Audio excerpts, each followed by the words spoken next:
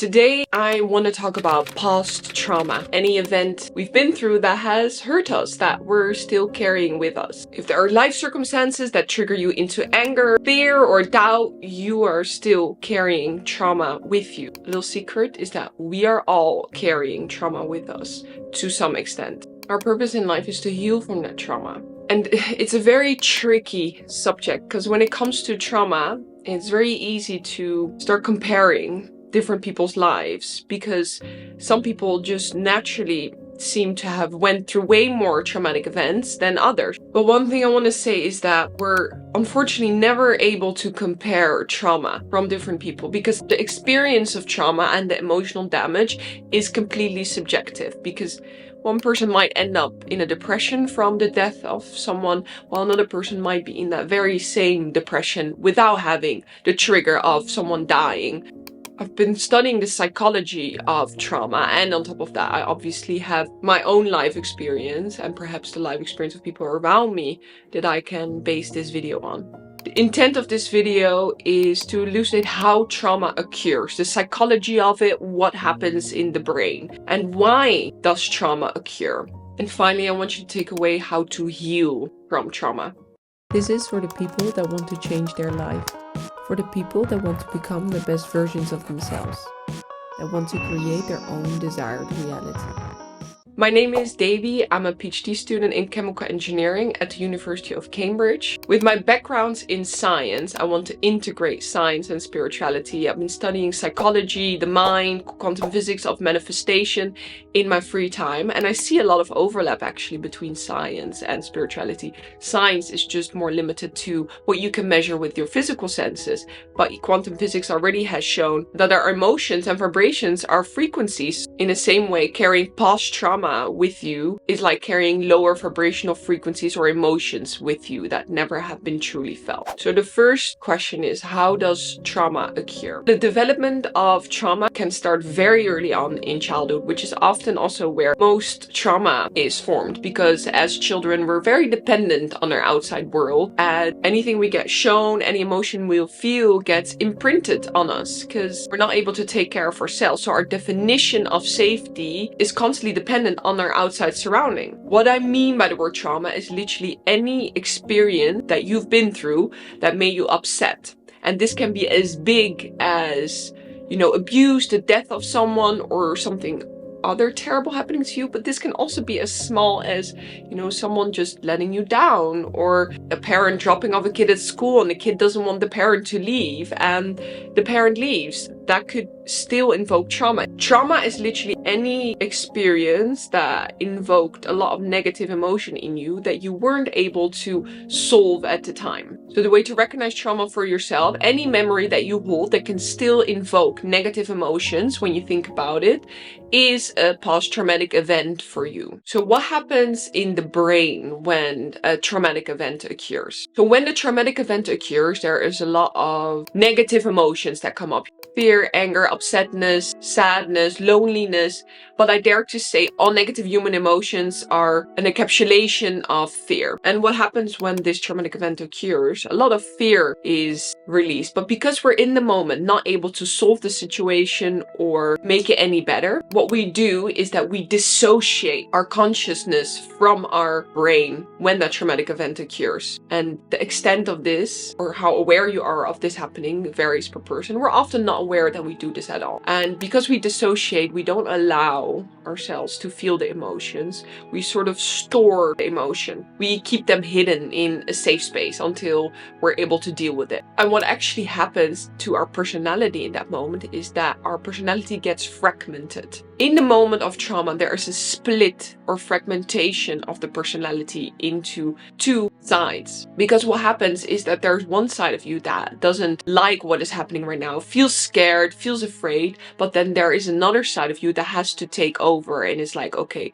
we're gonna pretend everything is fine, it's gonna be okay. But you're not fine, but you have to pretend you're fine. And that is sort of the explanation of this splitting to your personality. Two sides are formed at the same time. There is almost a conflict at the time between good and bad, because it's a situation that you don't like, it's considered bad, but you have to pretend that it's good. So the fragmentation is almost like a coping mechanism. It's like, okay, I'm not able to deal with these heavy emotions right now. They're too much. It's too traumatic. So I'm going to create this other version of me that doesn't care, can handle these negative emotions. These negative emotions get stored in our permanent vibration. They sort of get locked away behind a door, and we just create this new version of ourselves that gets on with it and has to deal with whatever is happening to you. So this is what trauma is, the fragmentation of your personality into two versions, where one version doesn't get acknowledged anymore, one version gets neglected, one version gets suppressed. The inner child is the word some people could use for this scenario. It is a coping mechanism because at the time you felt like you weren't able to resolve the situation, so you split into two. That is, the psychology is very interesting to know to understand what trauma is. Now, secondly, why does trauma happen? What is the purpose of having these blocked, stored emotions? The true purpose of it is that it is part of your growth. So during this traumatic event, this overload or overdose of negative emotions that we can't handle in the moment gets stored in our permanent vibration, locked away, suppressed. And because we're still carrying those suppressed lower vibrational emotions with us, they're still part of our permanent frequency. And through the law of attraction, that also affects the things that we manifest, because these lower vibrational emotions can manifest bad things happening to us. And why the emotions do this is because they want to be felt. They're stored away. This other part of you, this fragmented second inner child personality, is stored away. It wants to be released. It wants to be let out. It wants to be acknowledged. It wants to be heard. It wants to be allowed to exist. This vulnerable or lonely or sad part of you that maybe when it comes to childhood trauma that needed a parent, but there wasn't a parent there to support you at the time. So you just created the second parent version of you that was like, okay, we have to get on with this. We have to deal with this, put it away. But this inner child is still in you and is still like, no, but actually that made me really sad, that made me really lonely, and you know, I needed you at the time to be there for me. And this inner child is still, you know, locked away and it wants to be heard. So this inner child are these low vibrational emotions, frequencies that you're still carrying with you, and because they want to be felt, they want to be acknowledged, they're gonna attract more situations into your life that trigger that same negative emotion. It's almost like the emotion or the inner child is knocking on that door and saying, when are you gonna feel me? When are you gonna acknowledge me? When are you gonna let me out? I'm gonna make sure you're gonna feel me. I'm gonna make sure things happen to you that make you feel me, that make you acknowledge me. So this is why post-traumatic events are a big part of our current manifestations still, because they're still part of our frequency, so they're still able to attract experiences into our life. Because remember, our experience comes second. Our mind and our vibration of frequency comes first. That is the determinant for the life that we experience, right? Another thing I want you to understand is that trauma is part of life because it also provides the contrast. So in everything good, there is an inherent bad. What I mean by that is that, for example, there would be no definition of a good day if there weren't any bad days. We need the contrast in order to live our lives. So the more trauma you have, the deeper the contrast for your life can be in terms of good as well. And I hope that can give you a little bit of comfort. If you've been through a lot of trauma, or you feel like you're carrying a lot of trauma with you, you have a lot of potential for contrast, because how bad it has gotten is also how good it can get. Now, my third and probably most important point: how do we heal from trauma? Healing of past trauma is first about acknowledging what trauma you're still carrying with you. This is mostly the hardest part. And secondly is about allowing the emotions to be there. Let me get into that a little bit deeper. So first of all, how do you identify what trauma you're still carrying with you? We might be able to think of a few memories that we have that, you know, make us still upset, and we're like, okay, that is my past trauma. But you have to understand that especially when trauma was from during childhood, we're not always able to recall everything exactly and how much it triggered us. Why? Well, that's this fragmentation of personalities again. We locked away that inner child version of ourselves, you know, so we're not dealing with that version.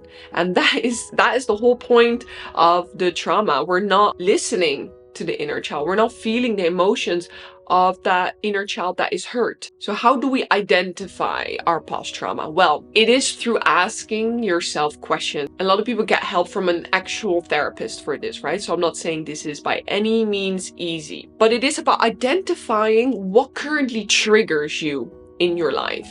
What events are triggering anger in you? What events are making you sad or scared or make you feel lonely? Because these events or these experiences that still currently trigger you are indicators for your past trauma. There's never any actual experience that could invoke anger or fear if you are not carrying anger or fear with you. When you get angry at people around you, it's because you're carrying anger with you. So when we identify the situations in our life that trigger us, it is for us to then ask ourselves more questions. Why does this trigger me so much? When have I felt this emotion before? There are other moments of me feeling this type of anger or this type of fear or this type of loneliness. Try to go back as much as you can. Also exploring our past trauma. You know, as I said, you could get the help of therapy for this. But another way to figure this out is through meditation. And not all meditation is about, you know, just focusing on the breath and shutting off the mind. There's also healing meditation where what it comes down to is that you take a moment for yourself. You could close your eyes if you want to. You could put on some nice music. You could put on some nice candles, whatever makes you feel comfortable. And you could come into a relaxed state, which you could use your breathing to do that, because the breathing brings you back into the present moment and it makes you feel relaxed. There are all these hormones and neurotransmitters that get released when you calm down your breathing that just naturally relax you. So get yourself into a relaxed state. And ask yourself questions like, when do I experience negative emotions? How does that make me feel? Try to feel the emotion and then go deeper with yourself. When have I felt this emotion before? What does this remind me of? Why do I behave like this? Why does this make me angry? What am I trying to protect? What am I trying to keep safe? Which inner child version of me am I trying to keep safe? And sometimes when we ask these questions, we don't immediately get an answer. We're like, okay, I haven't figured anything out. But this is the beautiful thing about the mind. When you pose a question, eventually an answer will come to you. And sometimes it's not straight away. Sometimes something first has to happen in your life. Something else has to trigger you again for you to remember, oh yeah, this was the feeling I was referring to. And then you start to understand it more. But you can get answers from the universe if you ask them. If you ask the universe that you want to work on your past trauma and you want to ask about the past trauma. Now I want to move on to the second part of the healing, which is allowing the emotions to be. So the funny part about allowing the emotions to be is that is actually the easiest step, because the acknowledgement of the emotions and the trauma is already part of the allowing. And I also want you to understand, allowing is not accepting or approving what happened to you. Allowing means you acknowledge the emotions, feel it, and in that moment don't form any judgment of good and bad. It's just about feeling the emotions, releasing it. Sometimes it helps to write it down. Journaling is such a powerful method to work on your mind. Sometimes it helps to talk about it with others, but personally for past trauma, I would say most work could be done on your own. So that fragmentation of you that happened, there was a split of good and bad. There was a bad experience that you had to classify as good. When you bring back that traumatic event and when you try to some extent refeel the emotions, it is already a better experience than it was at the time. You know why? Because now you're much older, you're allowed to feel the emotions and you're allowed to express them. And especially if you're alone, you can express the emotions. And that is the main difference between when the traumatic event occurs and reliving the moment, but it not being as scary as it was at the time. There's sort of an inherent, a bit more positive association with the event that happened. Healing is about experiencing the opposite. A good example of past healing happens through relationships. Some people end up dating a version of their mom and their dad and then experience the same trauma with their current partner that they were experiencing with their mom and dad. So this emotion is calling for healing because it wants to experience the opposite. It wants to go through a similar situation that you've been through, but then in a way where the emotions are felt and they're allowed to be there, and we're trying to merge the two selves that fragmented, bring the inner child and the current self together. So what this healing is truly about is moving from resistance to allowance and acceptance. Acceptance that it happened, that really made you upset, and accepting that that wasn't right at the time. And again, accepting is not approving of what happened. It's about accepting that it has and choosing that you don't want it to happen again. Allowing to feel the emotion of that past trauma is the healing in itself, because you acknowledge it and you release the emotion. Now, these traumatic events are also part of our journey, are also part of our growth experience. It is sort of like shaping us into the person we're always meant to be. The more trauma, the more shaping, the stronger you can become. It's not about trying to fix it. It's about understanding that this shaping is trying to create a better version of you. Life is filled with contrast. We need the pain in order to evolve, in order to grow. And these traumatic events are these challenges that are asking us to grow. And sometimes because that is too hard at the time, we just store it away and we're like, okay, we can't deal with these emotions right now. Store it as a past traumatic event in my permanent vibration. But now that so many years have passed, you're not the same version as you were when whatever trauma that happened to you happened. Believe that you are now stronger. You're now able to handle those emotions. You can allow them.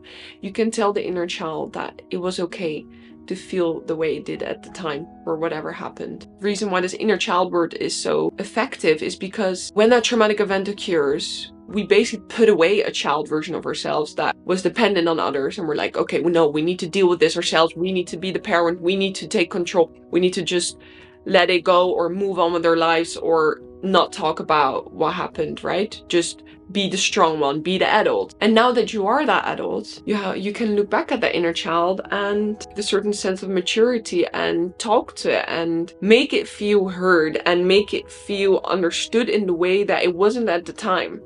You're now that adult version. So you can lend the compassion to that inner child version that went through that traumatic event that it never had. I don't ever want anyone to feel like I'm invalidating their trauma by making a 10 or 20 minute video, me explaining how to deal with it. Not at all. But I still hope there was something that you could take away from this video and understand yourself better and become the best version of you. You deserve that. Thank you so much for watching. If you did like my video and you're enjoying my content, do leave a like and subscribe to my channel. That would be amazing. I'll see you in my next video. Sending you my love and healing.